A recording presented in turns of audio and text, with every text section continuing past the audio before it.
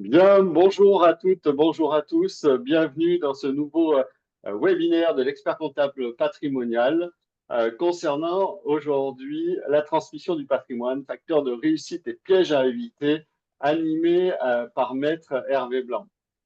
Euh, une petite actualité en amont. La semaine prochaine, j'aurai le plaisir d'animer le webinaire sur l'apport-cession stratégie à, euh, à mettre en place chez certains de nos clients. Donc, n'hésitez pas, on parlera un petit peu de fiscalité, un petit peu de comptabilité et aussi de remploi de prix du cession dans le cadre du 150 0 BTR. Quelle option pourrions-nous avoir? L'actualité également de Force Patrimoine, c'est le certificat expert comptable patrimonial. Hervé, si vous voulez avancer les slides. C'est un certificat de 100 heures qui se déroule sur 14 jours, sur 7 semaines, 8 semaines sur cette promo, qui commence le 20 mai et qui se terminera donc le 8 juillet 2025. 2 jours par semaine, on laisse un jour libre entre ces 2 jours, ça sera les mardis et jeudis. L'objectif de ce certificat, c'est vraiment d'appréhender l'ensemble de l'approche patrimoniale que l'on pourra avoir sur les dossiers que pourra avoir l'expert comptable. Donc, ce certificat est à destination des experts comptables et également des chefs de groupe, managers qui souhaitent développer le pôle conseil patrimonial au sein du cabinet. Donc, une phase culture, mais aussi des cas de mise en pratique euh, pour alimenter la discussion avec nos clients, surtout sur la période charnière du bilan et rendez-vous des déclarations de revenus. Donc, début le 20 mai, nombre de places limitées comme d'habitude. Donc, n'hésitez pas à prendre des renseignements sur le site de Force Patrimoine. Sinon, Magali mettra donc dans le chat l'adresse et toutes les infos que vous pourriez avoir sur le certificat, tous les modules juridiques, les modules fiscaux, les modules d'allocation d'actifs, un peu de commercial également, et puis un cas concret en fini de ces 14 jours. Bien, eh bien, j'ai fini de parler. Je vais laisser la place à Hervé, la parole pour cette matinée autour de la transmission. Merci, à bientôt. Hervé, à vous la main. Merci, merci Frédéric et bonjour à tous. Voilà, aujourd'hui donc nous avons un webinaire qui va être sur un sujet à la fois très quotidien qui concerne chacun de nous, très large, aussi très technique parce que au-delà de la fiscalité que vous connaissez peut-être plus aisément, on a toutes les règles de droit civil et de droit des sociétés, c'est le droit patrimonial appliqué au couple, à la famille. Alors, en 1 heure, plus question, on n'aura pas le temps d'aborder en profondeur chaque domaine, vous vous en doutez, mais on va parler du couple et du patrimoine, on va parler des successions, qu'est-ce qu'on peut faire pour éviter certains écueils, comment peut-on sécuriser, et vous verrez que l'on a eh bien, toute une richesse et une diversité de solutions que vous pouvez employer ou auquel vous pouvez conduire le client, donc à une utilisation ensuite avec peut-être d'autres professionnels, les notaires pour certains actes qui doivent être faits par acte notarié, mais il y a aussi beaucoup de choses que vous pouvez faire vous-même. Alors, couple et patrimoine. Pourquoi parler du couple tout d'abord? Parce que si on parle de succession ou de donation, on doit remonter à qui est propriétaire de quoi. Si je décède, que comprend ma succession? Je suis célibataire, c'est assez simple, tout ce qui est à mon nom m'appartient. J'ai peut-être des créances, on me doit de l'argent, ou je dois de l'argent à quelqu'un qui a financé pour moi, peut-être en union libre. Je suis pacsé. Est-ce que tout ce qui est à mon nom m'appartient? Pas sûr. Je suis marié. Même chose. Est-ce que les biens à mon nom sont mon unique propriété? C'est ce que l'on va commencer à voir ici. Alors, coup d'œil sur la fiscalité.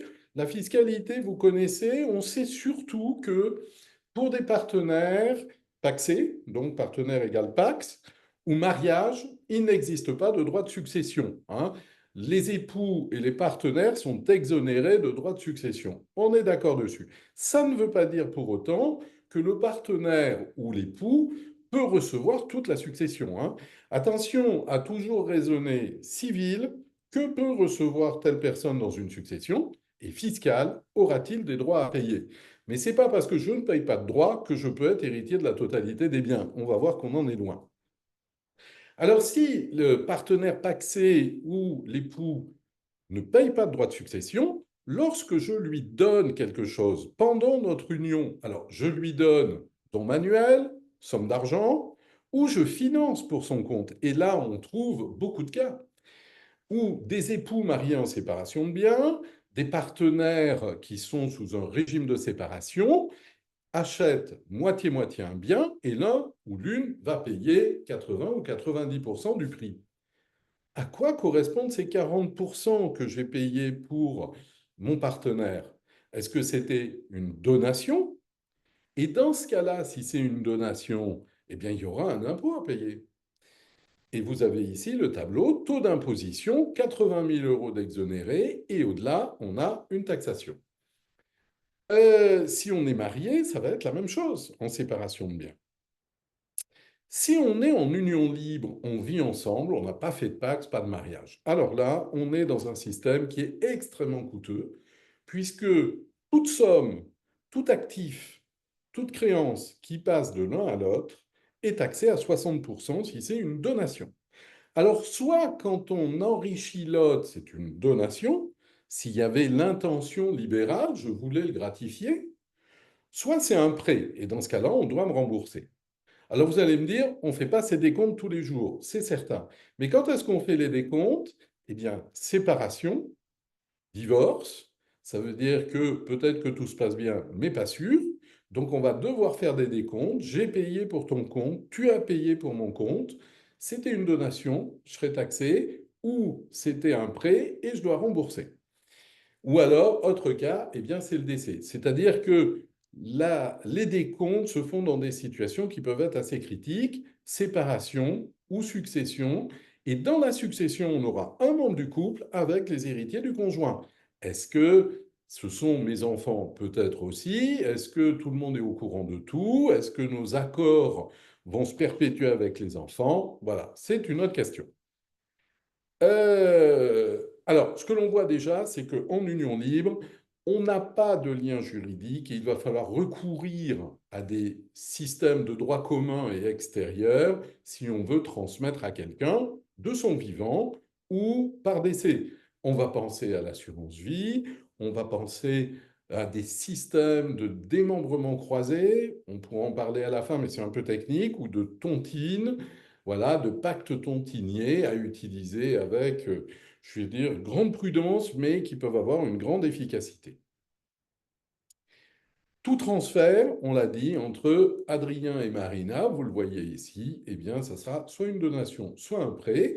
Et si c'est une donation, ça sera 60% d'impôt. Donc, est-ce que je peux protéger? Eh bien, pas par le biais successoral ou de donation.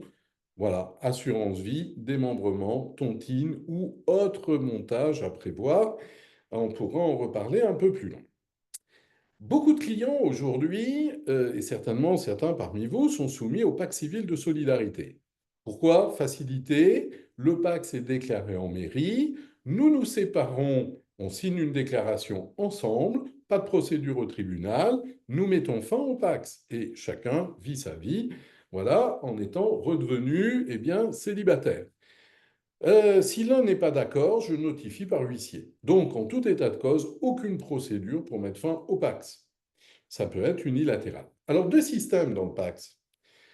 On opte pour le régime droit commun. Enfin, on n'opte pas d'ailleurs, excusez-moi, le terme est impropre, mais on souscrit un PACS, on conclut un PACS sous le régime de droit commun. On ne fait pas d'option. égale séparation des patrimoines. Ce qui est à moi, mes revenus, je les encaisse sur un compte, ils sont à moi. J'achète un véhicule, le véhicule est à moi. Je souscris au capital d'une société, les parts sont à moi, etc. Je m'endette, je suis seul concerné. Donc, séparation des patrimoines égale clarté, attention, égale déséquilibre. Pourquoi? Parce que j'ai des revenus qui sont peut-être importants et je finance pour mon ou ma partenaire l'acquisition d'un bien. On achète moitié-moitié et finalement, eh bien, je finance 80%. La différence, c'est 30%. On revient à faudra-t-il me les rembourser? C'est un prêt. Ou bien seront-ils donnés? Si c'est une donation, égale taxation. On en revient au slide précédent. Donc, chaque fois qu'on a séparation, on a la clarté, mais le déséquilibre des patrimoines est induit. C'est-à-dire qu'il n'y a aucune règle qui va permettre, ou quasiment, d'équilibrer les patrimoines. Alors face à ça, il y a un régime d'options que certains partenaires choisissent. Au moment du pacte, il suffit de cocher une case et on est sous le régime de l'indivision. Alors régime de l'indivision, c'est une option depuis 2007, mais avant 2007, entre 1999 et 2007, c'était le régime qui s'appliquait dès lors qu'on souscrivait un pacte. Alors dans ce régime, on est à l'opposé de la séparation. Pourquoi? Parce que la règle de base est la suivante, les biens qui sont acquis ensemble ou séparément, j'achète seul tel bien, je souscris seul au capital, j'achète seul des titres. Eh bien, dans ce cas-là, les biens sont réputés indivis moitié-moitié, c'est-à-dire qu'ils sont la propriété pour moitié de mon conjoint. Lui n'a peut-être rien payé, mon partenaire. Pour autant, il est propriétaire pour moitié. Aspect positif, ce n'est pas une donation. Je n'ai pas transmis un actif qui sera taxé. Aspect négatif, si je ne l'ai pas mesuré, j'ai acquis moi-même des titres de SCI, de SARL et il est propriétaire pour moitié. On va retrouver ici, dans ce système, ce que l'on verra pour la communauté, distinction donc du titre et de la finance. Je suis seul associé, il a droit à moitié de la valeur des parts. Et bien sûr, on pourra répondre ce principe sur toutes sortes de biens, tout ce qui va être acquis. On a la possibilité d'éviter cette présomption, c'est en utilisant ce que l'on appelle des déclarations d'emploi de fonds existant au moment du Pacs ou reçus par donation ou succession. On est très proche de la communauté, mais les règles n'ont pas été aussi évoluées que dans la communauté. Et par ailleurs, la jurisprudence est encore très restreinte, notamment sur ces questions de titres de société. Hein, l'un des partenaires acquiert des parts sociales, eh bien, son partenaire est propriétaire pour moitié s'il est en régime d'indivision, bien qu'on ait un seul associé. Bon, vous le voyez, le système peut soulever pas mal de questions. À côté du Pacs, eh bien, on a le mariage. Alors, le mariage, on ne fait pas de contrat, on est soumis au régime de la communauté. Communauté légale, c'est la loi qui prévoit les règles. Et dans ce cas-là, notre patrimoine se divise en trois masses. Alors, trois masses, mais avec un esprit derrière de développer la masse commune. La masse commune, ce sont tous les biens qui sont acquis à partir du jour du mariage, tout ce qui est acquis, économisé, gagné, on va dire, appartient moitié-moitié aux époux. J'ai des BIC, j'ai des BNC, j'ai des dividendes, j'ai des revenus locatifs de biens propres. C'est une masse commune. L'esprit, on s'enrichit en commun. Donc ça, c'est très positif. On peut avoir une très grande différence de revenus si on cherche une égalité. C'est positif si on cherche l'égalité.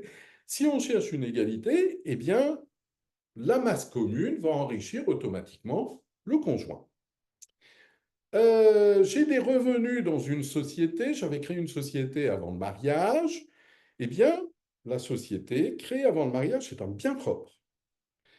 Par contre, je distribue dans cette société, j'avais une SASU ou une URL, pourquoi pas, unipersonnelle, créée avant le mariage. Les titres me sont propres. Je distribue, attention, les revenus sont communs. Je ne les prélève pas, peu importe, ils sont sur un compte courant dans la société. Le compte courant est un compte courant qui sera commun, même si moi seul, associé, je peux agir sur ce compte. On aura une créance, donc dans la communauté, on peut dire que le conjoint pourra revendiquer moitié de la valeur du compte. Alors les biens propres, c'est tout ce que j'ai au jour du mariage et tout ce que je vais recevoir, succession ou donation. Seule question, c'est comment je vais le prouver. Si c'est des actifs financiers, je reçois pendant le mariage le bénéfice d'un contrat d'assurance vie, de la tante Adèle, j'ai reçu 200 000 euros. Quelle preuve je vais avoir 15 ans après si on liquide la communauté? J'avais au jour du mariage des comptes en banque. Comment va-t-on démontrer qu'au jour du mariage, j'avais tous ces comptes en banque? On voit que là, il est nécessaire, si on a déjà un patrimoine propre au moment du mariage, alors imaginons un couple qui se marie en communauté à 40 ou 50 ans, il y a déjà un patrimoine existant peut-être. Eh bien, il faudrait un état de ce patrimoine existant. Voilà, il faudrait savoir ce qui existe au jour du mariage pour que les biens propres puissent être prouvés, existence au jour du mariage, et on verra qu'on puisse ensuite peut-être utiliser ce que l'on appelle des remplois. Prenons un exemple, Marina est mariée sous un régime de communauté, elle est associée dans une SARL, elle est seule associée, mais puisqu'elle est mariée en communauté, elle a seule la qualité d'associée, mais les parts sociales sont communes. Donc, le développement de la société bénéficie à son conjoint. Pourquoi? Si un jour on liquide la communauté, on dira qu'elle détient 2000 parts sociales pour une valeur et on prendra la valeur uniquement dans la liquidation de communauté. Mais les parts ne sont qu'à elle, le titre d'associé n'est qu'à elle. Conséquence, liquidation de communauté, divorce, les parts sont à Marina. Elle doit moitié de la valeur, on va dire, à son conjoint, si on fait un raccourci. Hein. Elle doit moitié de la valeur à son conjoint, mais elle seule est associée. Elle veut donner les parts. Alors, elle donne un actif qui a une valeur commune. Conséquence, elle a besoin de l'accord de son conjoint, qui ne sera peut-être pas donateur. Ici, on va avoir deux possibilités. Soit Marina donne seule ses parts avec l'accord de son conjoint, premier cas. Elle donne seule, donc il n'y a qu'un seul abattement de donation qui s'applique au plan fiscal. Soit, puisque c'est un actif commun, elle peut donner en codonation avec son conjoint. Et ils vont donner à deux des titres pour lesquels Marina est seule associée. En famille recomposée, c'est important, peut-être que Marina et son conjoint ont des enfants qui ne sont pas communs. Maintenant, son conjoint Adrien, qui donne son accord pour une donation faite par Marina, si lui-même a des enfants, est-ce qu'il peut donner à ses enfants des titres de la société dont Marina est associée? Eh bien non, parce qu'il n'a pas la qualité d'associé. Alors, décision de jurisprudence très importante de 2024 que vous avez peut-être vue. On sait que des époux qui constituent une société durant la communauté doivent informer le conjoint et le conjoint peut renoncer à prendre la qualité d'associé. Ok, on savait que cette renonciation était définitive. Marina a constitué la société, Adrien a renoncé, c'est fini, il n'aura jamais la qualité d'associé. Et on ne pouvait pas la transmettre. Il n'y a aucune disposition législative qui permet de dire, eh bien, on transmet la qualité de Marina à Adrien en tant qu'associé. Donc, il ne peut pas donner à l'un de ses enfants à lui. Et si Marina donne, il n'y a pas de lien de parenté. Bien, à partir de là, on était dans une situation de blocage. 2024, la Cour de cassation, chambre commerciale, a modifié son interprétation et a rendu une décision dans laquelle il est dit que si tous les associés de la société sont d'accord, donc unanimité, dont l'époux, bien sûr, hein, il faut que Marina soit d'accord, eh bien la qualité d'associé peut être reconnue à Adrien, ici, qui avait renoncé à l'époque. Hein. Il avait renoncé, donc il ne peut pas revendiquer, c'est fini. Mais ici, on peut lui la rendre, cette qualité d'associé, si tous les associés sont unanimement d'accord. Ce qui veut dire que si Marina a 200 parts, Adrien, par ce biais-là, peut devenir associé pour 100 parts, et il pourra en donner à ses propres enfants, qui ne sont pas les enfants de Marina. Voyez-vous? Voilà. C'est là l'une des possibilités qui est ouverte par cette décision relativement intéressante. On n'a pas le temps de s'apesantir dessus, mais ça ouvre pas mal de perspectives. Création d'une société par des époux en communauté, eh bien, intérêt de ce que l'on appelle les déclarations d'emploi de fonds propres. Quand je souscris au capital ou quand j'achète des parts, je peux dire que je paye avec des fonds que j'avais d'avant le mariage ou des fonds reçus par succession, donation. Je déclare dans l'acte d'acquisition et je mentionne que je le déclare pour que les titres soient propres. Ça veut dire qu'ils ne seront qu'à moi. Donc, c'est quelque chose qui va être relativement intéressant puisque je vais constituer un patrimoine propre. Les titres seront à moi, les plus-values seront à moi. Si je ne distribue pas les résultats, je les mets en réserve, je valorise ma société. Bien sûr, tout revenu distribué, lui, sera commun. Alors, à côté, pardon, excusez-moi, à côté de cette communauté avec vocation d'enrichissement, on a la séparation de biens. C'est un contrat reçu par un notaire et les époux vont être avec deux patrimoines séparés. Au moins, c'est la clarté en principe, mais souvent il y a des acquisitions à deux, etc. C'est la clarté, c'est la simplicité.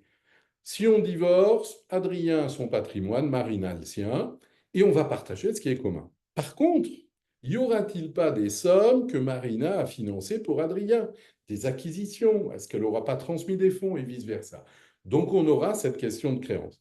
Mais ce qui est important à voir, c'est que la séparation, c'est à la fois la clarté et la simplicité, mais ce n'est pas du tout l'équilibre. Le jour où on se sépare, le jour où il y a une succession, on va prendre le patrimoine de l'un et le patrimoine de l'autre, et peu importe que l'un ait 1000 et que l'autre ait 5. Le déséquilibre ne pourra se régler dans un divorce peut-être qu'avec une prestation compensatoire, et encore, ça va dépendre d'autres éléments, mais le principe, c'est surtout pas une égalité et surtout pas un enrichissement commun. Voilà. Alors, par rapport à cette communauté où on s'enrichit ensemble et cette séparation où chacun a son patrimoine, pour le meilleur et pour le pire, pour le passif notamment, hein, je m'appauvris seul en séparation, eh bien, j'engage que mon patrimoine. On a développé depuis plusieurs années un régime qui s'appelle la séparation de biens avec société d'acquis. Alors, séparation de biens avec société d'acquis, c'est un régime de séparation, c'est une base et c'est un esprit. On est en séparation, ce que je gagne est dans mon patrimoine, j'achète des biens, par principe, c'est à moi. C'est ça la séparation. Mais on constitue une troisième masse ici. Alors, société d'acquet, ça n'a rien à voir avec une société commerciale ou autre, hein. Société d'acquet, ça signifie que on va définir une masse, une communauté, et dans cette communauté, on va choisir ce que l'on veut mettre. Peut-être les titres des sociétés civiles pour lesquelles on a fait des investissements locatifs ou autres, on détient du patrimoine, peut-être des actifs financiers, peut-être la résidence principale, etc. Et peu importe, on va régler, on va dire dans le contrat, le fonctionnement pour dire peu importe qui finance. Les époux seront propriétaires moitié-moitié. Et là, peu importe qui a financé. Il n'y aura pas de créance, il n'y aura pas de donation. Et on verra qu'on va aller beaucoup plus loin. C'est qu'on peut prévoir, en cas de décès, la société d'acquet reste aux survivants. Ce n'est pas une donation, c'est un contrat de mariage. Ça s'appelle une convention matrimoniale. Imaginons qu'Adrien et Marina aient créé une activité, ils sont en société, ils ont des titres. Peut-être qu'en cas de décès, ils ne veulent pas que les enfants deviennent propriétaires, etc., même si tout le monde s'entend bien. Je veux garder le contrôle. Eh bien, si on met ces titres dans la société d'acquis, on fait un apport dans le cadre du régime matrimonial. Alors, ça ne déclenche ni plus-value, fiscalement, c'est transparent, hein. Pas de plus-value, pas d'impôt, pas de taxe. On met ceci dans la société d'acquis. on adjoint ce que l'on appelle une clause d'attribution. Qu'est-ce que ça veut dire? Adrien décède, Marina garde la société d'Aquet. Elle garde la totalité des titres et des actifs. A-t-elle un impôt? Non. Y a-t-il une atteinte à la réserve des enfants? Non. On verra que si on est en famille recomposée, si Adrien avait des enfants, au moment de la succession, il y a une limite à partir de laquelle ils peuvent demander une indemnité. Mais on a une très très grande efficacité, parce qu'on va voir qu'en succession, le patrimoine se morcelle. Et ça, c'est vraiment un problème. Alors, une fois qu'on a défini le patrimoine d'un époux, d'un partenaire, ce qui lui est dû, ce qu'il doit, on passe à la succession. Alors la succession, bien sûr, enfin si l'époux décède, la succession fiscalement, très vite. Entre parents et enfants, la fiscalité est quand même relativement douce par rapport à des lignes collatérales, frères et sœurs. Pourquoi? Chaque enfant vis-à-vis de ses parents a un abattement de 100 000 euros sur le père, 100 000 euros sur la mère, enfin, sur chaque parent. Voilà, hein, si on a deux pères, peu importe. 100 000 euros pour l'un des parents, 100 000 euros. Donc chaque enfant peut recevoir 200 000 euros sans payer de droits. Cet abattement qu'on utilise en donation se renouvelle tous les 15 ans. En 2005, on m'a donné 200 000 euros. Très bien. Aujourd'hui, 2005 plus 15, 2020, depuis 2020, je peux à nouveau recevoir 200 000 exonérés. Bien, et on voit que le barème est progressif. C'est par tête, hein. Ça veut dire qu'un enfant qui reçoit 600 000 euros, par exemple, 600 000 euros dans une succession ou une donation, un actif de 600 000, il a 100 000 euros d'exonérés. Abattement. Donc, il est taxé sur la différence 500 000.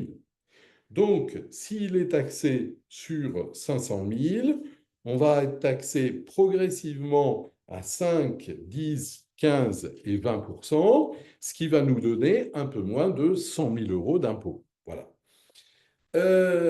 En matière de donation, l'impôt peut être pris en charge par le donateur. Celui qui donne peut payer l'impôt, ce n'est pas un complément. Je donne un actif de 600 000 euros à mon fils. Mon fils va devoir 98 000 euros d'impôt. Je peux les payer moi-même. Il n'est pas taxé sur les 98 000. En succession, il sera taxé dessus, hein. Il reçoit 600. Même s'il utilise une partie des 600 pour payer l'impôt, il est taxé dessus. Alors, à côté de ça, brièvement, ce que l'on peut voir, c'est que si on est entre frères et sœurs, alors là, par contre, le panorama est très différent. Exonération, 16 000 euros, 15 900. Ensuite, 35% d'imposition pour les 24 000 premiers euros, 45% au-dessus. Donc, on va dire, ça tape très vite. Neveu et nièce, 8 000 euros d'exonérés, 55% d'impôt. On peut dire qu'en ligne collatérale, eh bien, ça va devenir extrêmement difficile de transmettre par donation ou succession, et que si la loi le prévoit, c'est là où je veux vous emmener, si la loi le prévoit, il faut peut-être le modifier ou l'adapter, ou du moins savoir qu'il faudra payer une somme qui peut être importante. Entre non-parents, on a dit en début, 60%. Voilà, 6 mois pour déposer la déclaration, à partir du 7e mois des intérêts de retard. Donc, même si tout le monde s'entend bien, on va dire, il y a un décompte, un compte à rebours qui s'instaure, et les frères et sœurs, par exemple, eh bien, vont avoir des décisions à prendre de manière très rapide.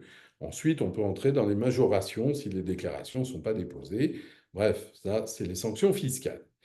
On a des paiements qui sont prévus par la loi, paiements fractionnés ou différés, notamment en matière d'entreprise. Bon, je vous renvoie, aujourd'hui on n'a pas le temps de voir ça en détail, mais le paiement différé, c'est-à-dire en cas de démembrement, je paye à la réunion de l'usufruit avec la nue propriété. S'il y a un usufruitier, il conserve l'utilisation des biens, je paierai à l'extinction de l'usufruit.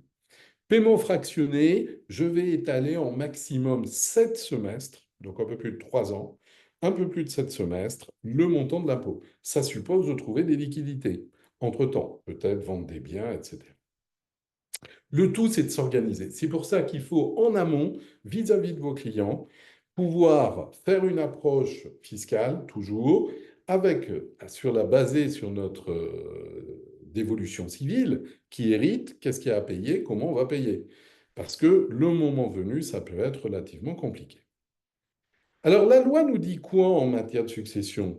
Eh bien, la loi nous dit que si on est marié, si on a un enfant commun, le conjoint reçoit soit l'usufruit de la succession, soit un quart en propriété. Il choisira. Là, on n'est pas allé voir le notaire, on n'a rien fait. Eh ben, le conjoint a des droits, on va dire, usufruit ou un quart en propriété. Très bien. Si on a un enfant non commun, moi j'ai un enfant d'une précédente union, eh bien mon conjoint ne reçoit qu'un quart des biens. Alors on va dire un quart des biens ou l'usufruit, il reçoit quelque chose, certes. Mais en application, ça nous donne quoi? Si on prend l'usufruit de la succession, eh bien on va regarder quel est l'âge du conjoint. L'usufruit, je vous rappelle, c'est le droit d'utiliser le patrimoine de la succession. Eh bien, ça veut dire utiliser le patrimoine de la succession que durant toute sa vie, mon conjoint va utiliser le patrimoine qui appartient aux enfants. Est-ce qu'il pourra le vendre? Non, il ne peut pas le vendre, ce patrimoine, il n'est pas à lui. Est-ce que les enfants peuvent l'utiliser, ce patrimoine? Non, c'est le conjoint. Si mon conjoint a 75 ans, allez, espérance de vie, INSEE, il y a peut-être 10, 15 ans d'espérance de vie, peut-être 20, ok. Si mon conjoint a 40 ans, il y a 45 ans d'espérance de vie. Qu'est-ce que recevront mes enfants? Comment le conjoint va gérer? On veut le protéger peut-être dans la succession. Eh bien là, il va falloir aménager parce que tout le monde est lié avec tout le monde. Si mon conjoint reçoit un quart de la succession, qu'est-ce qu'il fait avec le quart de la maison, le quart des parts, etc. Et là, il va falloir également adapter. On ne sort de ce quart en propriété en disant j'ai le quart en propriété, je perçois telle somme, qu'en passant par un partage. Partage, ça veut dire l'accord de tous. Donc en fait, on voit que le conjoint a des droits, oui, qui peuvent être évalués de manière importante, oui, suivant son âge, suivant l'actif, mais pour autant, l'utilisation risque d'être très compliquée. Alors en plus, le conjoint peut recevoir, si on prévoit un testament ou une donation entre époux, eh bien, des quotités supérieures, totalité en usufruit, un quart en propriété plus l'usufruit, etc. Mais dans tous les cas, ce que l'on peut voir, c'est que s'il y a des enfants, il n'a pas les mains libres. Il n'a pas les mains libres, il faut concilier avec les enfants pour pouvoir, eh bien, recevoir seul, dans un partage, un actif particulier. Exemple, Adrien a 300 parts de société et laisse pour lui succéder Marina, son épouse, imaginons, et 3 enfants. Imaginons, les parts ne sont qu'à lui, hein, on simplifie. Conséquence, on a 300 parts, 3 enfants. Ils n'ont pas chacun 100 parts. Ils ont le tiers d'un bloc de 100 parts, égale indivision, égale nomination d'un représentant. Il faut qu'ils s'entendent entre eux pour dire on nomme un représentant pour les âgés. On est tous les trois associés, si on a eu l'agrément, etc. Pas de souci. Mais on doit avoir un représentant. Le conjoint, lui, eh bien, aura peut-être l'usufruit. Alors, quels sont ses droits en usufruit dans une société? Eh bien, on va aller voir les statuts. Parce que nous dit la loi? La loi nous dit que ben, si on est avec des parts sociales, il a droit à la distribution du résultat. Il vote pour la distribution, il encaisse le résultat. OK, mais on voit qu'il n'est peut-être pas gérant, il n'a pas la qualité d'associé, on va voir tout ça, donc il faut aménager en amont. Ce que la loi prévoit, c'est très bien, les maxis, c'est très bien, mais ça manque de souplesse, et ça veut dire qu'on va avoir une autre étape derrière qui sera l'étape du partage. Voilà. Alors par rapport à ça, juste un focus, les conventions matrimoniales. Convention matrimoniale, je vous en ai parlé pour la société d'acquis, qu'est-ce que ça veut dire? Ça veut dire que si on a des époux qui ont des actifs communs, donc il faut être en régime de communauté ou avoir une société d'acquis, c'est les cas principaux. On peut prévoir dans le contrat de mariage, et non pas dans la succession, que le conjoint, en cas de décès, gardera certains biens. Et là, eh bien, il va peut-être garder en totalité certains biens, un ou plusieurs biens, le reste entrera dans la succession. Peut-être qu'il pourra renoncer à des droits dans la succession et ça ira aux enfants, où on prévoira que ça va aux enfants et on limitera les droits du conjoint. L'idée, c'est je serai seul propriétaire de certains biens, je pourrai agir dessus librement et chacun vivra sa vie. Ça passe par des conventions matrimoniales pour l'efficacité. Voilà, donc on a des clauses qu'on appelle de préciput, non un peu barbares, des clauses d'attribution intégrale, on attribue tout au conjoint, ou d'attribution moyennant indemnité, ça va au conjoint, mais il devra indemniser. Bien sûr, on va prévoir l'indemnité, parce qu'à défaut, on l'a mis dans une situation bien embarrassante. Ça veut dire qu'on ne favorise pas en valeur une clause de prélèvement moyennant indemnité si on est en famille recomposée. On le favorise en attribution. Il reçoit ça, il l'indemnise. Et bien sûr, en tant que conseil, on aura mis en place les modalités d'indemnisation du conjoint. Parce qu'à défaut, il va y avoir une certaine difficulté. Alors, peut-être qu'on lui laissera le temps de vendre et il pourra recevoir le bien, décider seul de la vente, négocier et indemniser les enfants. Voilà, vous aurez un exemple de clause de préciput. Enfin, vraiment, j'attire l'attention parce que c'est quelque chose qui est extrêmement, extrêmement efficace et protecteur. Il vaut mieux, compte tenu de l'espérance de vie, si on prend en compte l'augmentation de l'espérance de vie, si on prend en compte les problèmes de retraite, de protection sociale, certainement que pour beaucoup d'entre nous et beaucoup de couples, il vaut mieux recevoir moins, mais être seul propriétaire et pouvoir en disposer et consommer le capital, que d'avoir des droits très étendus sur de multiples choses, mais en étant liés pour chaque utilisation. Après, c'est le client qui peut décider. Là-dessus, on n'a pas, voilà, on n'a pas, il n'y a pas une vérité et puis de restreindre. Vous pouvez poser vos questions avec le QR code et bien sûr, on répondra à la suite. On prendra un moment pour aborder ces questions. Donc, il est demandé les références de l'arrêt de 2024. Donc, on vous le communiquera avec la présentation. Alors, on a vu conjoint enfant, et les enfants sont obligatoirement héritiers, sauf convention matrimoniale, où le conjoint va, par priorité, conserver certains biens. Maintenant, s'il n'y a pas d'enfant, est-ce que le conjoint hérite? Est-ce que le conjoint va automatiquement hériter en vertu de la loi? Alors attention, s'il n'y a pas d'enfant, mais si je laisse mes parents, je n'ai pas d'enfant, je laisse mes parents, père et mère, et mon conjoint, je suis marié, peu importe le régime, eh bien, la succession se partage. Mes père et mère reçoivent moitié de la succession, mon conjoint l'autre moitié. Alors on va dire tout le monde s'entend bien. Bon, très bien. Mais pour autant, le conjoint n'a plus qu'une moitié de l'actif de succession. Qu'est-ce qu'on fait avec moitié des titres de société? On s'entend avec les parents. Si les parents décèdent, ça va peut-être à des frères et sœurs. Donc là, intérêt de faire un testament ou une disposition pour dire ce que j'ai, peut-être que ça doit aller à mon conjoint. Évitons l'indivision. Donc ça, par un testament, je peux dire ce que j'ai, eh bien je veux que ça aille à mon conjoint. Si je ne le fais pas, mes parents reçoivent la moitié. S'il reste que l'un des parents, il reçoit un quart, mon conjoint trois quarts. Mais même un quart, trois quarts, même 10%, 90%, on est dans une situation d'indivision, il va falloir en sortir. On n'en sort que par un acte de partage. Les parents ne peuvent pas donner précision au plan fiscal. Si les parents donnent au conjoint, leur gendre, leur belle-fille, il n'y a pas de lien de parenté, on est à 60% d'impôt. Donc on n'en sortira que par une vente, une cession, soit de la totalité du bien et en partage, soit de l'un à l'autre. Alors par contre, si on n'a pas d'enfants, pas de parents, eh bien dans ce cas-là, le conjoint est prioritaire par rapport aux frères et sœurs. Donc, dans ce cas, voilà, on va dire que c'est une avancée que la loi a permis depuis maintenant plusieurs années. Le conjoint est prioritaire par rapport aux frères et sœurs. Donc, Philippe et Marina sont en séparation de biens. Philippe a un patrimoine de 600 000 euros. Il a des droits dans une société, des parts sociales, etc.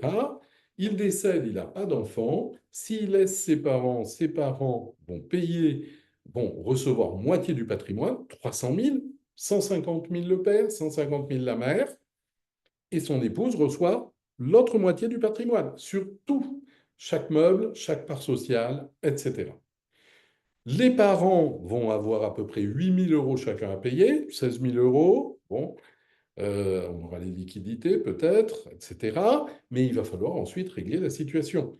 La situation va perdurer. Tant qu'on ne fait pas de partage ou de vente, eh bien, on reste ensemble, tout le monde, et il faut s'entendre, etc. Si on... Dernier point sur les successions, eh bien, il n'y a pas de conjoint marié. Attention, hein, quand on parle de conjoint, on parle de conjoint marié. Ça veut dire, je suis par exemple en PACS, je suis avec un partenaire. Je suis en union libre ou je suis célibataire, je suis divorcé, etc. Qui hérite? Les enfants. Si un enfant est décédé, ce sera les petits-enfants, etc.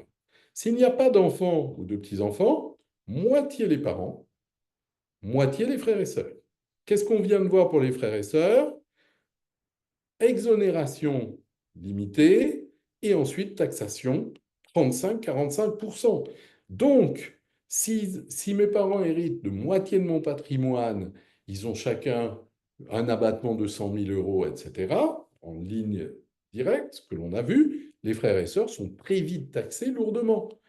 On ne sort pas de la succession ensuite, je vais dire par magie. Il faudra un partage, il faudra un rachat, et puis il va peut-être falloir vendre des biens. Le partenaire n'est pas héritier, hein, il apparaît nulle part, hein, vous le voyez, donc nécessité de faire un testament. Bon, là, vous avez un exemple de dévolution, on va dire collatérale, avec le montant de l'impôt. Eh bien, on voit que Philippe, qui avait un patrimoine de 600 000 €, il laisse moitié sa mère, on va avoir 8 000 €. Alors, il laisse que sa mère, excusez-moi, hein, il laisse sa mère, elle reçoit un quart du patrimoine, 8 000 € à payer, trois quarts sa sœur, 450 000 €, elle a quasiment 200 000 € d'impôts. Ça veut dire que le patrimoine, ben, vous le concevez, doit peut-être être vendu, partagé, mais qu'on va devoir prendre des décisions très lourdes.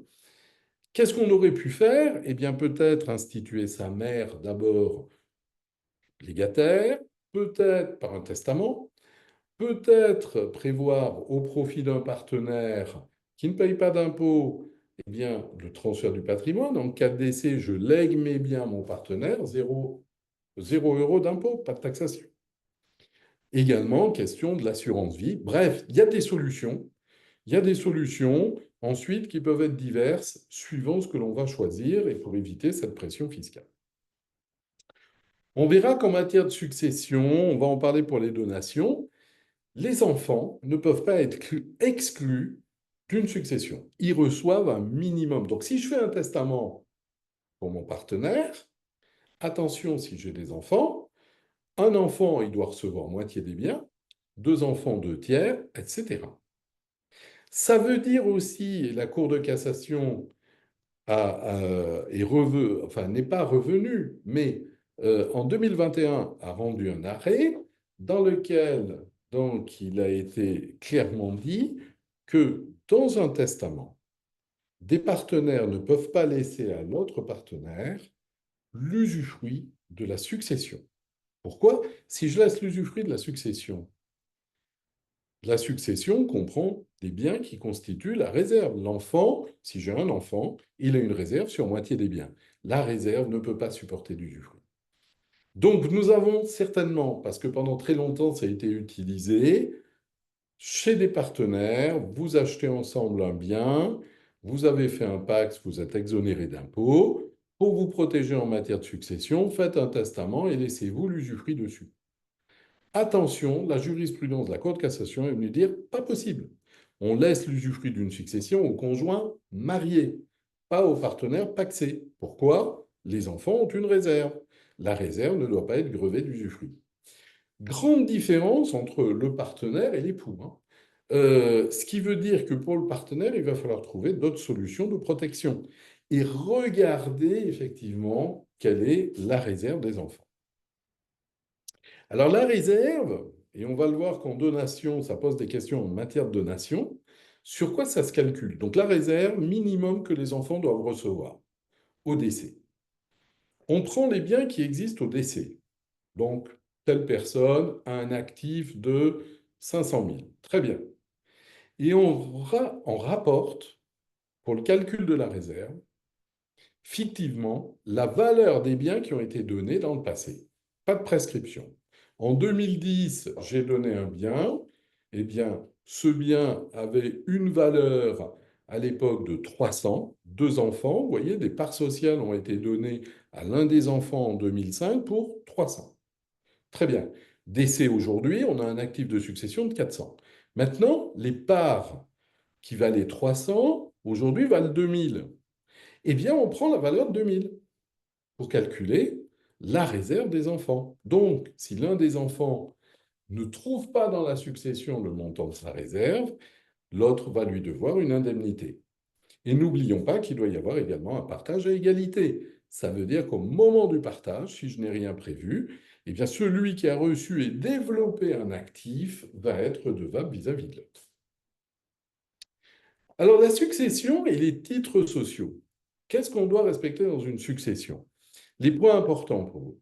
Première chose, toujours veiller à ce que les héritiers aient accepté la succession. Accepter, c'est dans un acte. Les héritiers déclarent accepter la succession. Tant qu'ils n'ont pas accepté, ils peuvent renoncer. S'ils renoncent, ça passe à leurs descendants. Alors attention, on ne met pas à jour des statuts sans avoir l'acceptation de la succession. Noir sur blanc.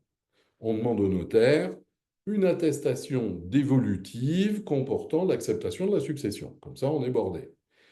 Choix de l'option par le conjoint. On a vu, le conjoint peut, dans beaucoup de cas, avoir le choix, l'usufruit, un quart plus l'usufruit. OK. Qu'est-ce qu'il a choisi? Tant qu'on n'a pas ces deux éléments, on ne sait pas quels sont les droits de chacun. Une notoriété indique qui est héritier, pas si elle est acceptée, la succession. Qui a la qualité d'héritier de prime abord? Bah, le conjoint, les trois enfants. Tant qu'ils n'ont pas accepté, l'un des enfants peut renoncer. Ça sera des petits-enfants. Donc il faut bien avoir cette acceptation. Deuxième stade, les clauses en matière d'agrément.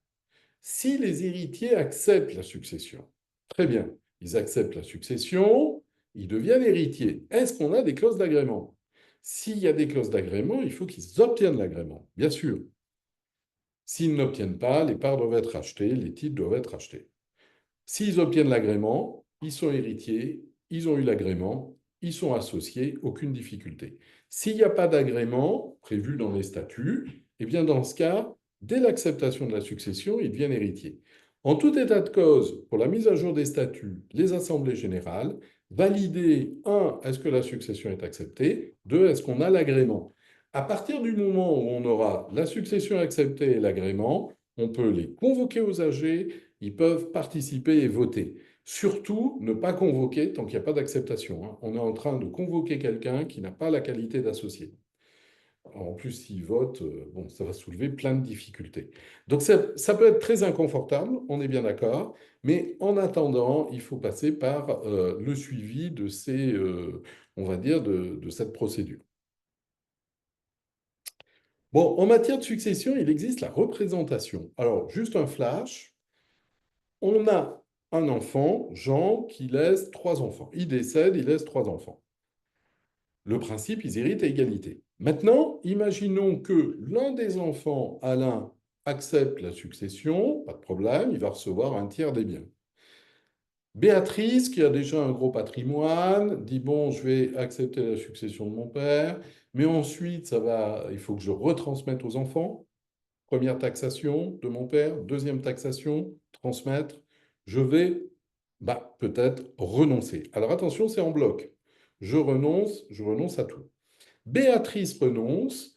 À partir de là, qu'y a-t-il? Eh bien, c'est ses enfants, tous, à part égale, qui vont prendre sa place. Sa place et sa fiscalité. On se partage l'impôt de Béatrice. Voilà. Et on va être ensuite taxé au barème progressif. Mais on sera immédiatement propriétaire. Donc ça, c'est la représentation, la renonciation, on va dire, qu'on va gérer. Bien. Maintenant, on trouve un autre cas de représentation, c'est l'enfant qui est décédé. Jérôme, le troisième enfant, est décédé depuis plusieurs années. Mais sa part ne revient pas à Alain et Béatrice, elle revient à son propre enfant, Malo.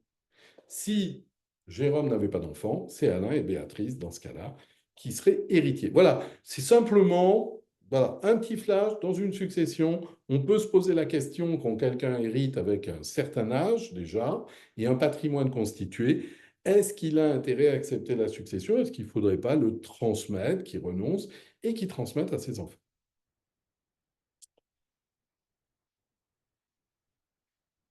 Alors, démembrement de propriété. Démembrement, on voit qu'on le trouve, on va dire, très souvent en matière de succession. Il est géré ou pas en amont, mais on va voir qu'il y a certains points, et puis on va le trouver en matière de donation. Les points vraiment à voir. Alors je vous rappelle, hein, l'usufruitier, quand on est propriétaire, on a l'usufruit et la nue propriété. On a les deux. Ça ne se voit pas, mais on a les deux. J'utilise le bien, j'en ai les revenus, et le capital est à moi. Le démembrement, c'est l'un va avoir l'usufruit, l'autre la nue propriété. Et à l'extinction de l'usufruit disparaît et il renaît sur la nue propriété. Taxation, zéro. Grand principe. L'usufruit, quand il s'éteint, il va renaître chez le nu propriétaire, mais il n'y a pas de taxation entre eux. Donc ça, c'est un point très important et qui fait tout l'intérêt de l'utilisation du démembrement. Par contre, le démembrement, le plus souvent, il est viager. Qu'est-ce que ça veut dire? Ça veut dire j'utilise le bien durant ma vie entière. Alors, j'ai 70 ans, je reçois l'usufruit, eh bien mes enfants ont la nue propriété. Si on part sur des tables INSEE d'espérance de vie, 85 ans ou 90 ans, OK, on voit qu'on est à 15-20 ans. Bon, c'est un peu sombre, mais on est à 15-20 ans dès l'extinction de l'usufruit. Maintenant, on voit des dispositions en usufruit, voire on voit la loi tout simplement qui prévoit que le conjoint reçoit un usufruit viager. Hein. Enfant commun égale usufruit viager. Si le conjoint a 35 ans, il y a un décès, le conjoint a l'usufruit de la succession. Il a 35 ans. Espérance de vie, 85 ans. 50 ans d'usufruit. 50 ans pendant lesquels il va utiliser les biens, il va avoir les revenus et il ne pourra pas faire d'acte de disposition. Le bien ne lui appartient pas. Donc, pour vendre, il faut l'accord des enfants et on va partager le prix. Bref, on a une situation qui n'est pas forcément très adaptée. Ensuite, l'usufruit, ça porte sur quoi? Ça nous donne la jouissance directe, j'habite une maison. Ça nous donne les revenus, je touche les revenus des parts, ok? Sur des liquidités, imaginons, il y a des liquidités dans la succession. Eh bien, Jean a vendu son entreprise avant-hier. Il y a 4 millions d'euros. Très bien, sur un compte, le prix a été payé. Et Jean, il fait la fête, il meurt. Son conjoint est usufruitier. Usufruit des 4 millions. Alors, suivant ce qui a été prévu, ça peut aller du quasi-usufruit, c'est-à-dire le conjoint prend les 4 millions et les utilise librement, et à son décès, les enfants du propriétaire pourront récupérer la créance. Bon, si le conjoint a 35 ans, dans 50 ans, les enfants vont récupérer la créance, vont récupérer à l'extinction de l'usufruit la somme des 4 millions. Entre-temps, ils verront le conjoint et leur mère eh bien, vivre peut-être agréablement, tant mieux, mais est-ce que c'était vraiment l'objectif? Vous voyez, l'usufruit peut conduire à des situations assez compliquées, on va dire, hein, pour l'entente de la famille. Après, il peut y avoir des mesures prises pour limiter d'abord l'usufruit dans le temps. Je peux laisser l'usufruit pendant 15 ans à quelqu'un, pendant 10 ans. Quel est l'objectif? Sur des parts sociales, si on laisse l'usufruit, il faut absolument aller voir les statuts. Quels sont les droits de vote? Dans une SARL, ça sera en AGO. Dans une SCI, distribution du résultat, je ne vote pas pour nommer le gérant. Moi-même, je n'ai pas la qualité d'associé. Compliqué, hein. Ça va être, si ce n'est pas adapté, l'usufruit peut donner ou très peu, suivant le bien, ou au contraire des droits extrêmement étendus. Donc 2022, je pense que vous l'avez vu, l'usufruitier n'a pas la qualité d'associé. Donc chaque fois qu'on parle dans des statuts d'associé, ça ne concerne pas l'usufruitier. Voilà. Donc l'usufruitier a droit à distribution du résultat, mais c'est tout. Il vote et il perçoit. Donc s'il faut que le gérant soit associé, l'usufruitier ne peut pas l'être. Le conjoint ne pourra pas être gérant. Vous voyez, toutes ces adaptations. Alors, décision 19 septembre 2024, que vous avez vu certainement, dans une société civile, avec des titres démembrés, l'enfant à la nue propriété, le conjoint à l'usufruit. la société civile vend un actif immobilier. Donc, quand on reprend la décision, je crois qu'on est sur plus de 70 millions d'euros, hein. Ça portait quand même sur quelque chose d'assez conséquent. C'est une galerie commerciale. Bref, la SCI vend les actifs et se pose la question de la distribution. Et sur la distribution, une mésentente s'instaure et les statuts ne prévoient rien. En fait, les statuts ne prévoyaient pas de distribution particulière. Résultat, donc, plusieurs années de procès, Cour de cassation. Que nous dit la Cour de cassation? Donc, je vous rappelle, le conjoint a l'usufruit, l'enfant la nue propriété. Eh bien, il nous est dit que le résultat distribué provenant d'un élément d'actif, la galerie commerciale vendue, ce résultat revient au nu propriétaire, d'accord? Mais l'usufruitier des titres a un quasi-usufruit. Concrètement, le chèque, il est au quasi-usufruitier, c'est-à-dire au conjoint usufruitier. L'usufruitier encaisse le montant du prix de vente distribué, et au décès de l'usufruitier, l'enfant récupérera les sommes en tant que créancier. Juste une chose, en tant que créancier. Pour venir en créancier à la succession, il y a intérêt à ce que j'ai une convention de quasi-usufruit, puisqu'on parle de quasi-usufruit, usufruit sur une somme d'argent, convention enregistrée indiquant le montant de la créance vis-à-vis des autres héritiers, des autres créanciers et vis-à-vis des finances publiques. Vis-à-vis du trésor public, si je ne veux pas être imposé sur ce qui va être compris dans la succession et que je récupère les sommes, mieux vaut avoir une convention. Voilà. Donc, dans les statuts, absolument gérer cette question de distribution du résultat, prévoir peut-être des passages par des comptes de réserve et des comptes de réserve différents. Alors, on sait que depuis 2016, la Cour de cassation prévoit que lorsque rien n'est prévu dans les statuts, toujours pareil, lorsque rien n'est prévu dans les statuts, l'usufruitier, donc, a un droit de quasi-usufruit. Ce qui veut dire que la somme revient au nu propriétaire, mais ce n'est pas le nu propriétaire qui perçoit, c'est l'usufruitier des parts. On peut, dans les statuts, prévoir d'autres décisions. On n'a pas le temps de les voir aujourd'hui, mais on pourrait prévoir une répartition usufruitier nu propriétaire, etc. Alors, pour finir, donation, donation, partage. Bon, la donation, pourquoi c'est intéressant? Parce que, d'une part, on va donner à la valeur d'aujourd'hui, peu importe les plus-values futures. C'est fini, on a taxé au jour de la donation. Deuxième chose, l'abattement de 100 000 euros par an-enfant se renouvelle tous les 15 ans. Je donne aujourd'hui 2025, dans 15 ans, 2040, si rien n'a changé, admettons, je peux à nouveau redonner avec des abattements. Donc ça peut permettre pour un parent par rapport à son enfant, sur 15 ans et un jour, de donner 100 000 euros, plus 100 000 euros, 200 000. Des parents peuvent donner 400 000. Bon, voilà, hein, multiplié par le nombre d'enfants. On a 3 enfants, chaque parent peut donner 100 000. Vous voyez? Donc, c'est quand même quelque chose qui facilite fiscalement la transmission. Je ne parle pas du don manuel, 32 865 euros, on est d'accord, donation de somme d'argent, si j'ai moins de 80 ans, l'enfant a plus de 18 ans, pas de souci. Donation à un enfant mineur, possible, oui, on peut donner à un enfant mineur, hein. L'acceptation va se faire soit avec l'autre conjoint, soit par des grands-parents, bref, c'est possible. On peut donner même des parts, après il y a des questions de prudence et de sécurité, voilà. Donc, vous avez les différents régimes ici, y compris le dernier régime pour investissement donc dans l'immobilier, hein, loi de finances 2025, investissement dans l'immobilier pour l'habitation principale. Bon, on ne va pas développer ici, mais on a toutes sortes de régimes qui favorisent. Je peux donner en propriété, je peux donner en démembrement. Alors, je donne des titres de société en nue propriété, je garde l'usufruit.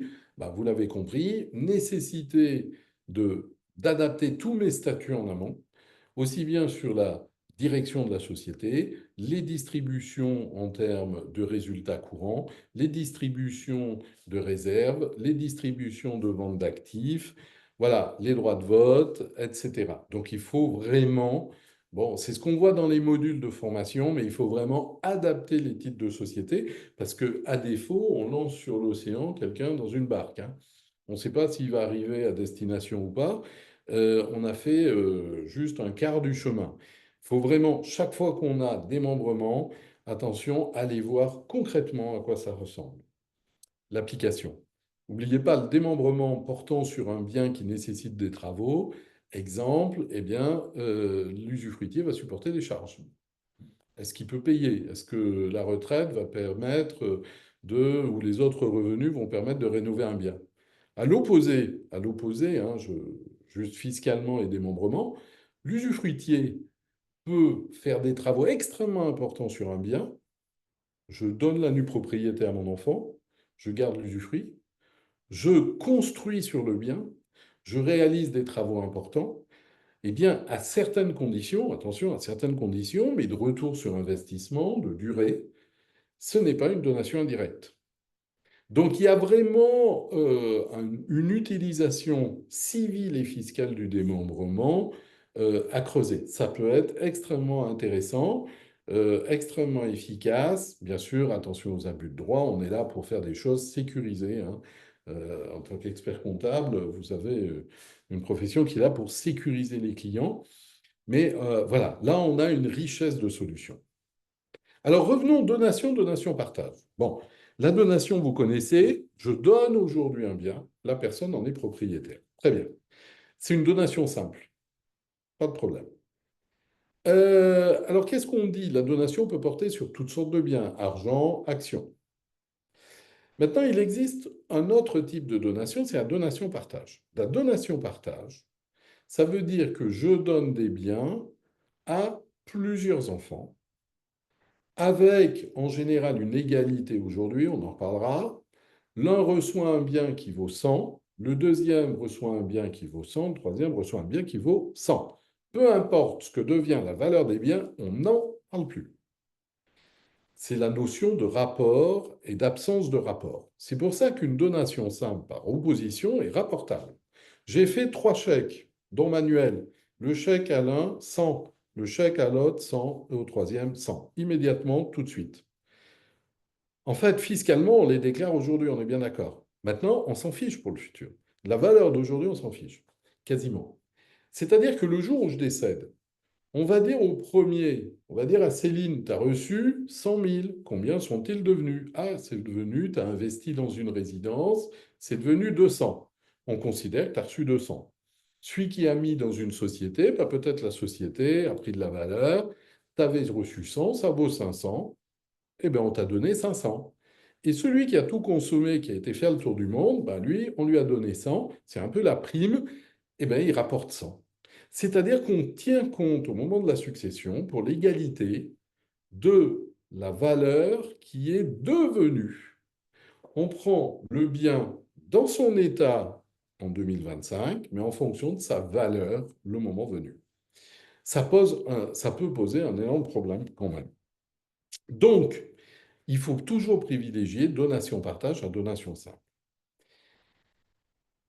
Il est possible, lorsque l'on fait une donation-partage, donc là vous avez un exemple, voilà, Bénédicte, en 2001, a reçu un terrain, le terrain valait 50 000, aujourd'hui il vaut 200. On prend en compte 200.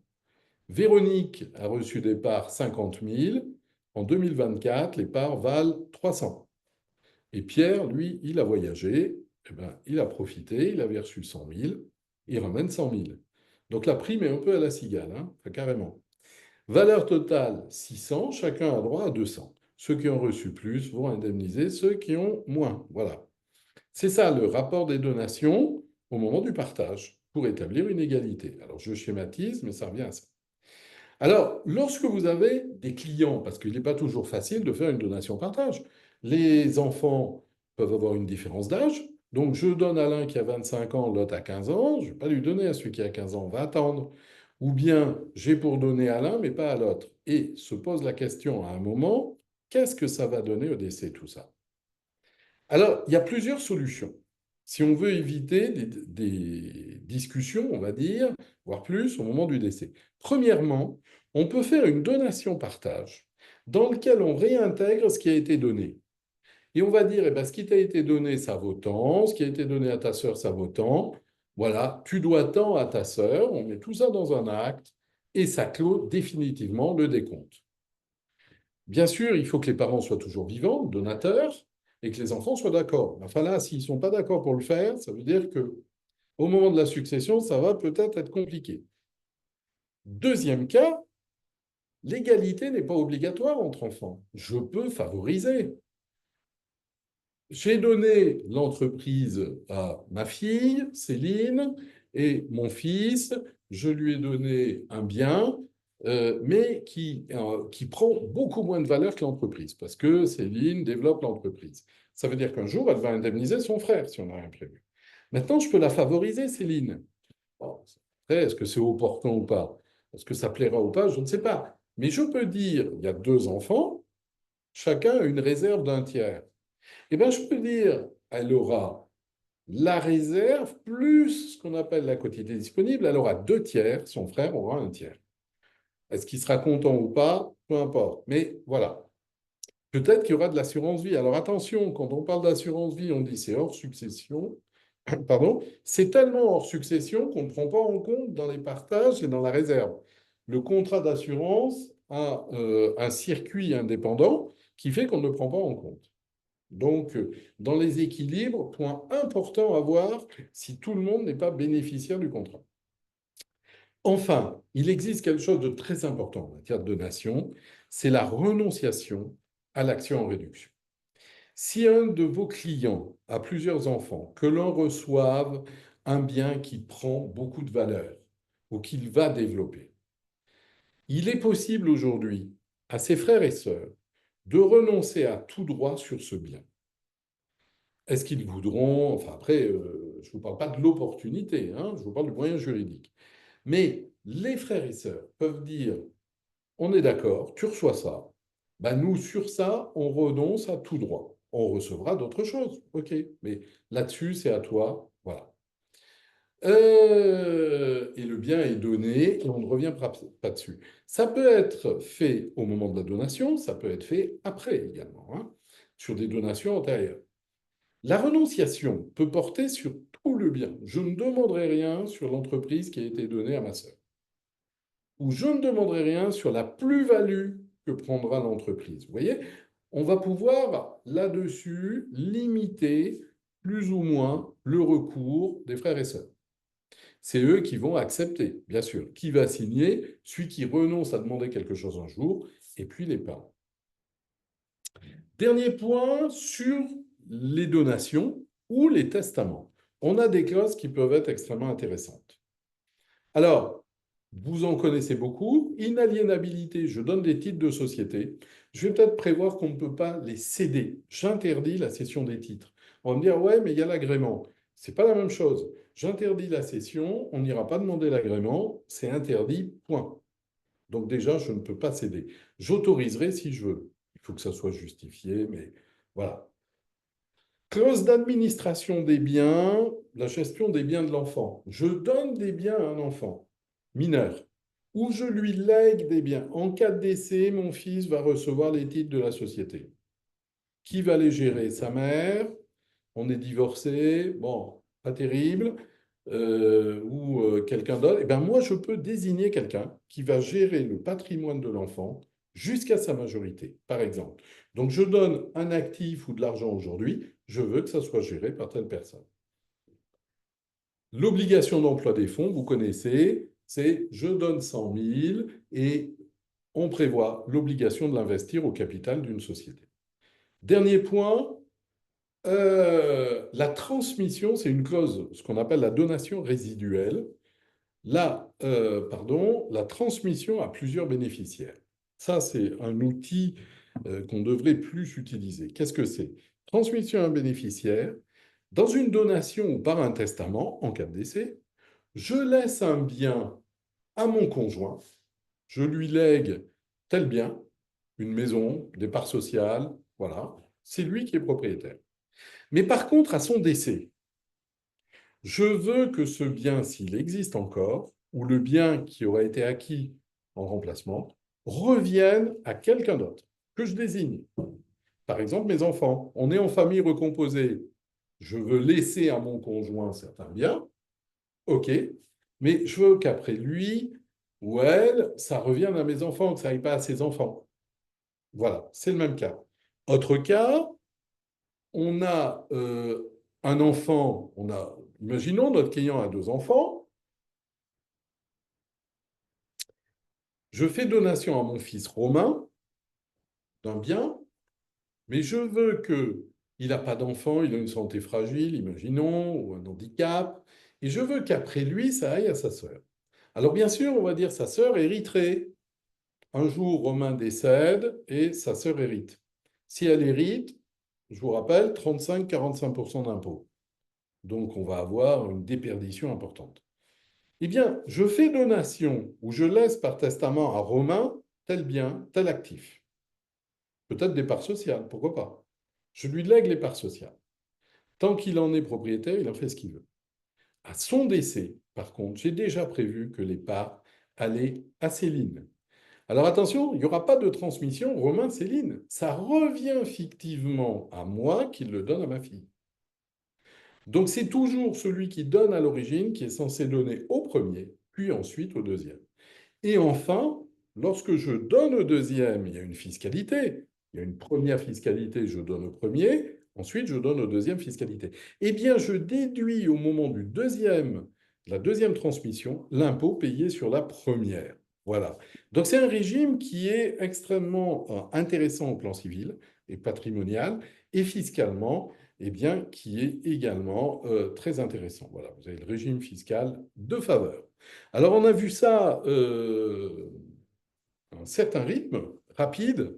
Maintenant, je vais répondre à vos questions. Bien entendu, ce sont des choses que nous pouvons et nous développons dans les formations où l'on va beaucoup plus en profondeur, où on va voir sur des cas pratiques comment on peut mettre ceci en place, quelle est l'incidence. Voilà, là c'est l'idée de vous donner un aperçu de tout ce que l'on peut prévoir et des fois de la nécessité de prévoir, parce que si on ne prévoit rien, la loi prévoit pour vous, mais voilà, pas toujours. Alors, on a plusieurs questions. Tout d'abord, pourrions-nous avoir les références de l'arrêt de Cour de cassation? Donc, oui. Euh, les références, je vous les transmets avec le slide. On va l'inclure dans le slide qui vous sera communiqué. Deuxième question, dans le cas d'une succession avec une SCI à l'IR, à qui revient le compte courant, sachant que la conjointe a récupéré l'usufruit des parts et l'enfant la nue propriété? Même chose. Si vous avez une SCI avec des parts sociales, le conjoint, on va dire, décède. Il laisse l'usufruit de son conjoint. L'usufruit s'exerce sur les parts sociales. Le compte courant, c'est exactement la même chose. Le compte courant, c'est comme un compte à la BNP. Ça veut dire que l'usufruitier conjoint a un usufruit et l'enfant la nue propriété. Ça veut dire que lorsque le compte courant est remboursé, le conjoint a un quasi-usufruit. Donc ça veut dire que le conjoint perçoit la somme. Et à son décès au conjoint, ou décès de l'usufruitier, le nu propriétaire récupérera. Nécessité d'une convention de quasi-usufruit pour prouver vis-à-vis des héritiers, prouver vis-à-vis des impôts. Donc ça, c'est très important. Sur le compte courant, lorsqu'il y a une transmission, bien sûr, toujours transmission du compte courant, toujours donation, pourquoi pas donation du compte courant, bien sûr. Prévoir dans les statuts, je dirais, les modalités de déblocage. C'est quand même très important. On a une succession, le compte courant, c'est une dette de la société, vous le savez, vis-à-vis des héritiers. Si les héritiers demandent le remboursement, certes, on pourra peut-être obtenir des délais du tribunal si ça met en péril la société, mais enfin, la société va être un peu en défensif le moment de payer. On peut prévoir dans les statuts qu'il y aura un certain délai, sans être excessif.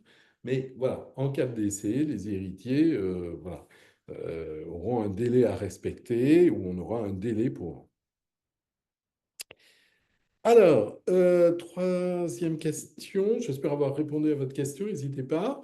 Dans le cas d'une représentation grands-parents, petits-enfants, bénéficie-t-on d'un abattement pour chacun des petits-enfants ou d'un abattement unique? C'est un abattement unique. Le parent renonce. Abattement unique, c'est-à-dire que l'abattement de 100 000 se partage entre ses enfants s'il a plusieurs enfants, donc les petits-enfants, voilà. Par contre, barème progressif de chacun qui va s'appliquer. On commence chacun à 5%. Il existe un système de donation dont on n'a pas le temps de parler, qui est la donation transgénérationnelle. Qu'est-ce que ça signifie?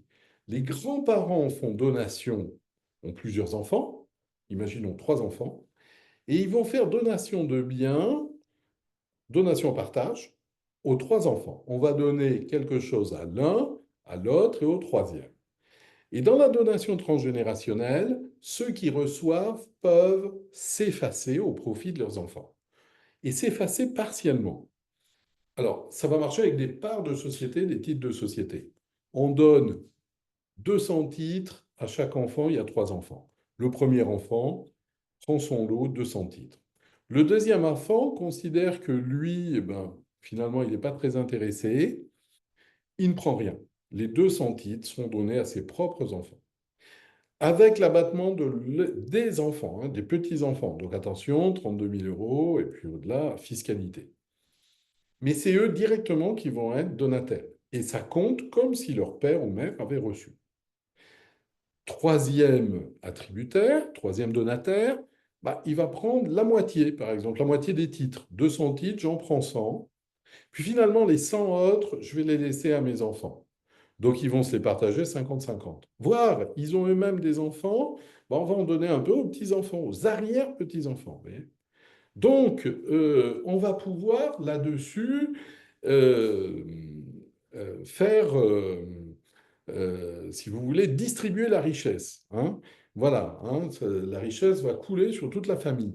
Ça ne marche qu'avec des parts sociales, des titres de société, des actions, mais surtout pas sur un bien. Il ne faut pas qu'un bien soit donné à plusieurs personnes en donation-partage. Voilà, ça ruine le caractère.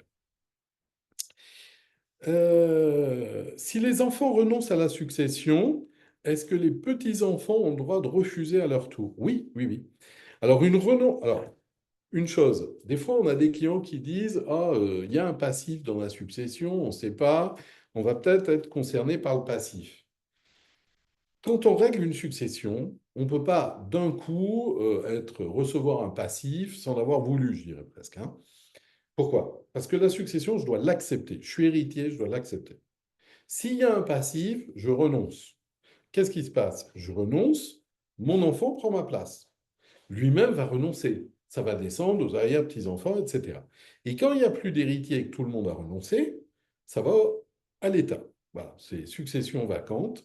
Alors, c'est long. Hein. S'il y a des créanciers, ça les fait attendre. S'il y a un bailleur, il est paralysé le temps que la succession vacante se règle.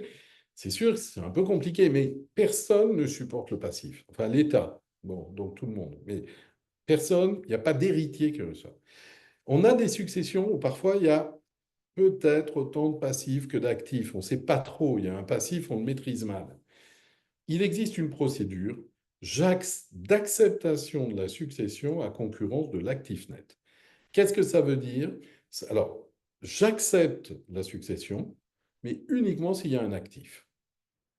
Tranquille. Donc, je ne serai pas concerné par le passif. Par contre, ça met en route une procédure très lourde dans laquelle il va falloir inventorier les biens, les vendre et tout pour protéger les créanciers, parce qu'il ne faut pas que des biens puissent être vendus, des prix ramassés, etc. Ce qu'il ne faut pas, le risque de recevoir un passif, c'est qu'il n'y ait pas eu de bilan fait, donc on ne sait pas ce qu'il y a dans la succession. Bon, là, quand même.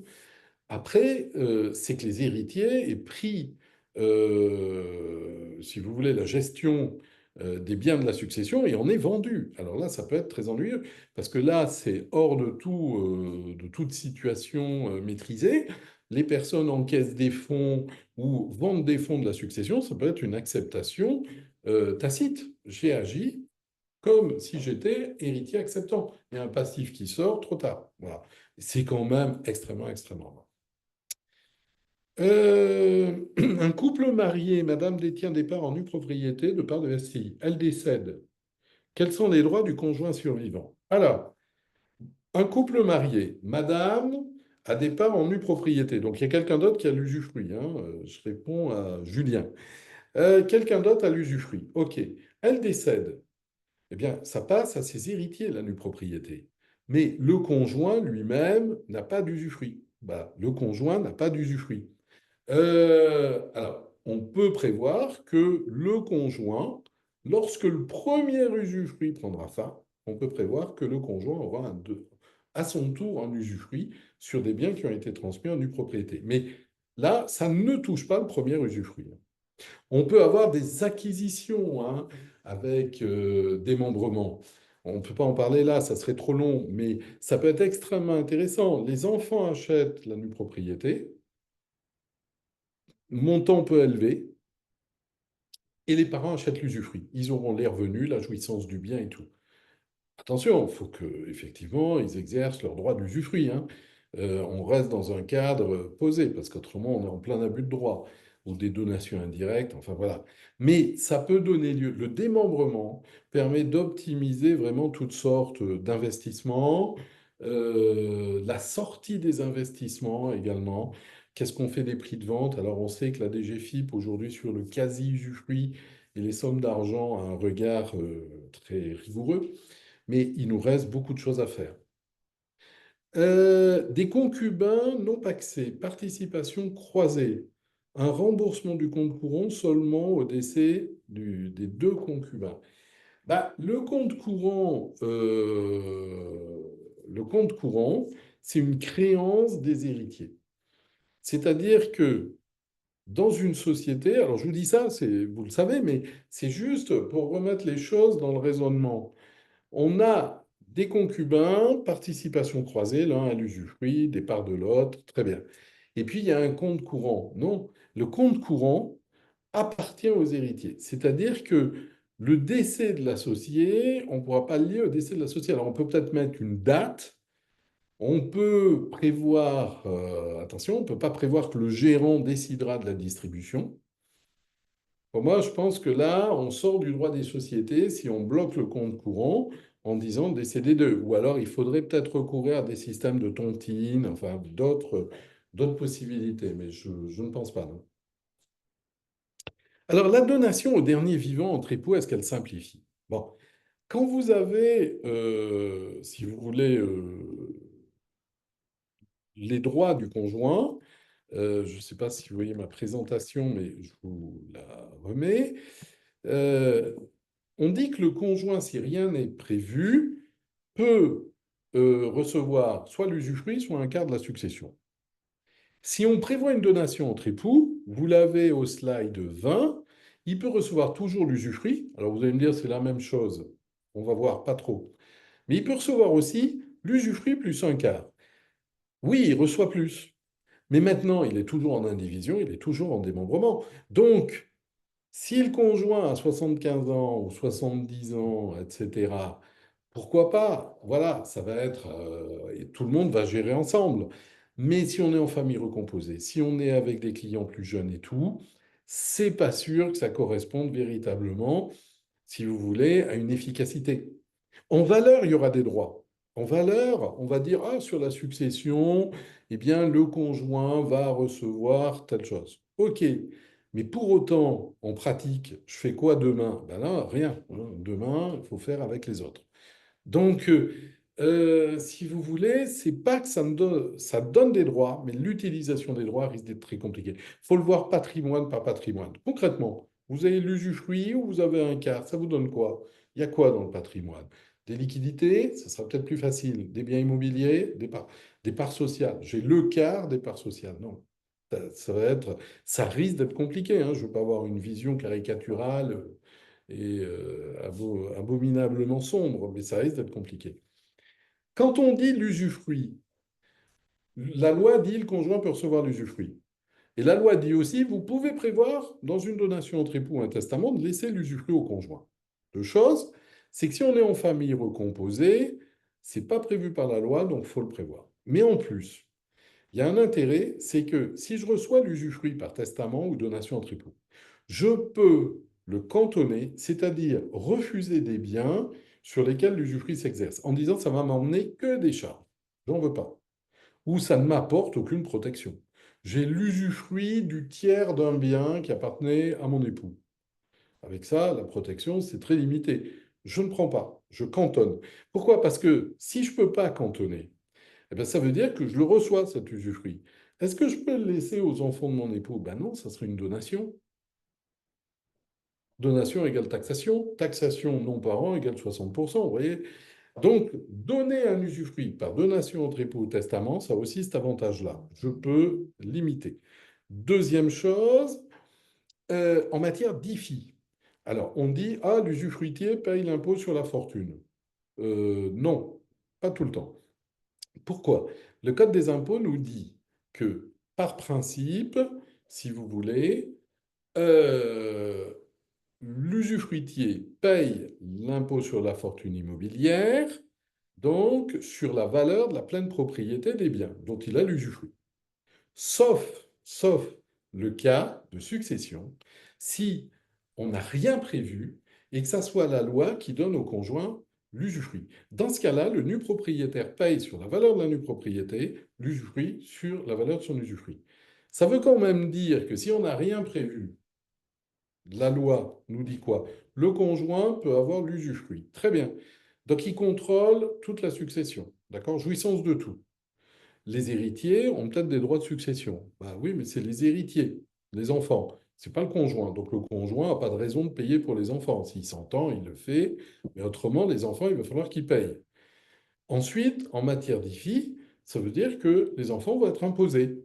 Donc il y a tout intérêt à aller voir quand même, pour un testament, une donation entre époux, mesurer l'impact. La solution, après, c'est à voir au cas par cas.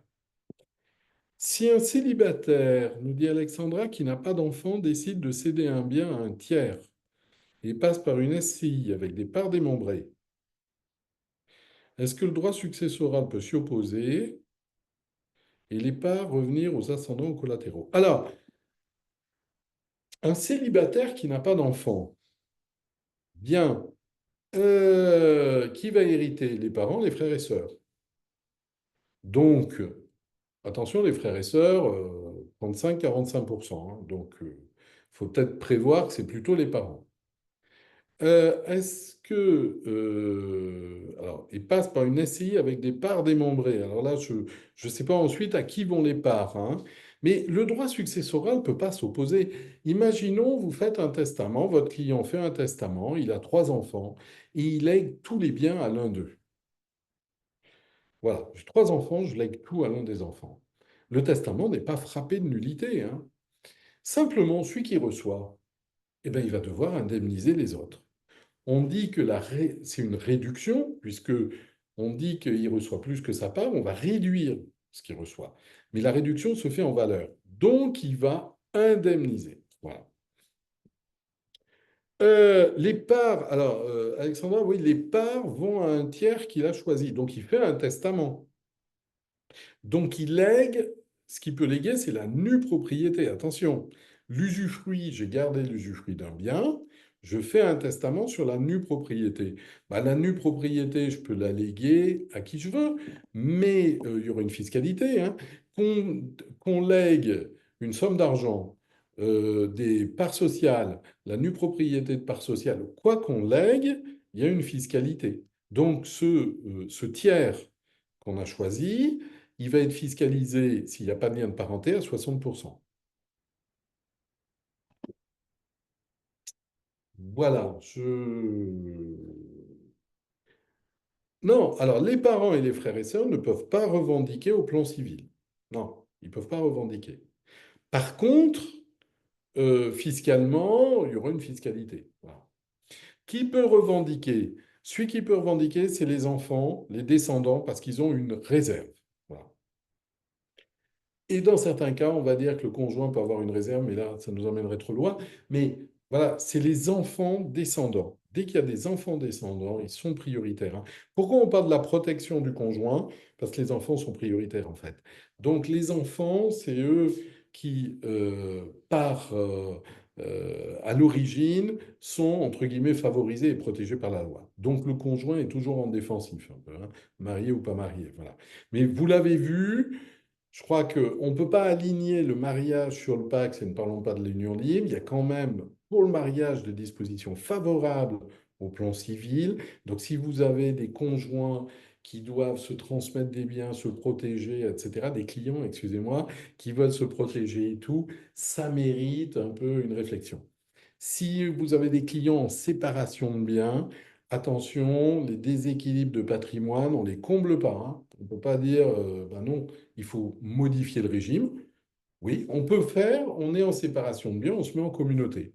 Il n'y a pas de souci, hein. Ça se fait facilement. C'est parfois pas onéreux. Ça dépend s'il y a des biens immobiliers ou pas, en fait. Voilà. S'il y a que des parts de société, des actifs bancaires, ça va pas être onéreux et on va pouvoir rassembler les deux patrimoines. Il y en a un qui a un patrimoine d'1 million, l'autre de 200 000. On a des enfants communs, on veut tout mettre en commun, pas de souci. On passe par un régime de communauté, on met fin à la séparation, on change de régime, on met tout ça en communauté. Ben, on a un patrimoine d'1,2 million divisé par deux, 600 000 chacun. Fiscalité zéro. C'est pas une donation, c'est un régime matrimonial, vous voyez. Donc ça peut être extrêmement, voilà, extrêmement intéressant. C'est ce qu'il faut retenir sur les régimes matrimoniaux. Et en succession, je crois qu'il faut, quand vos clients, si vous leur posez la question déjà, avez-vous connaissance des droits de succession? C'est des calculs qui sont pas très compliqués. On fait des formations dessus à faire, hein, pour une approche. Et vous verrez que il y a des solutions très probablement à mettre en place pour que tout se passe bien. Diminuer les droits peut-être, mais déjà savoir comment ça va être payé, qui va les avoir à payer, hein. Le conjoint n'a pas à payer les droits pour les enfants, hein, par exemple. Donc le conjoint est exonéré, lui, mais pas les enfants. Suivant ce qu'on laisse au conjoint, quelle est l'incidence?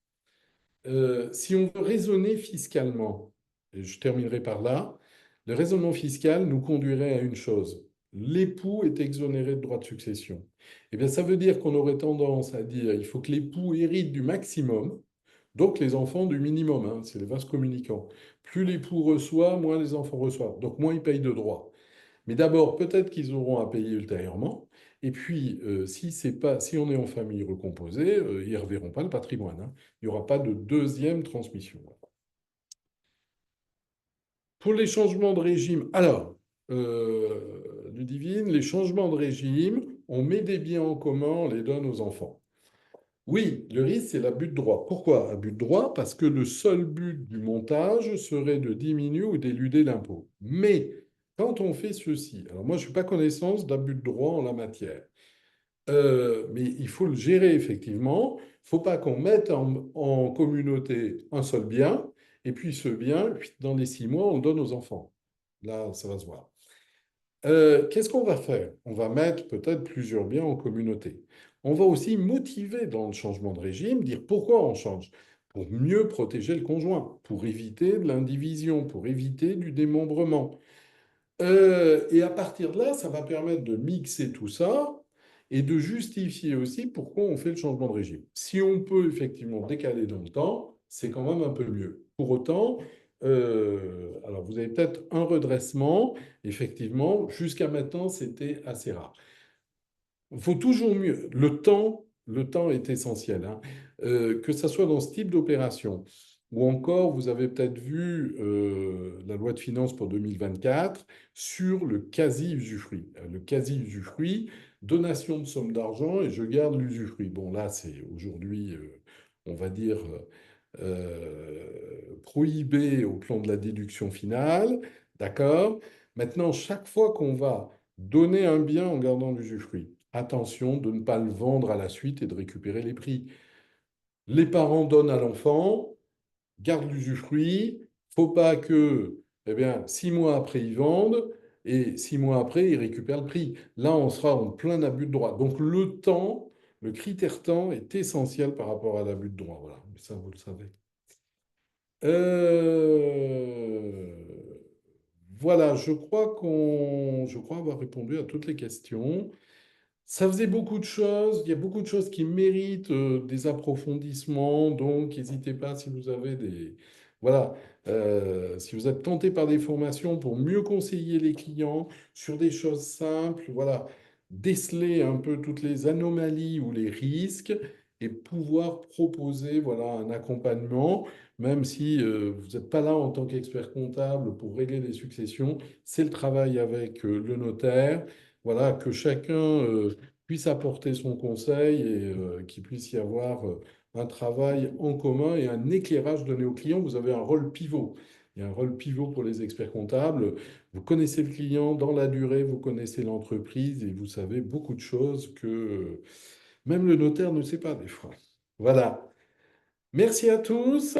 Vous allez recevoir les documents dans lesquels on joindra la jurisprudence. Voilà.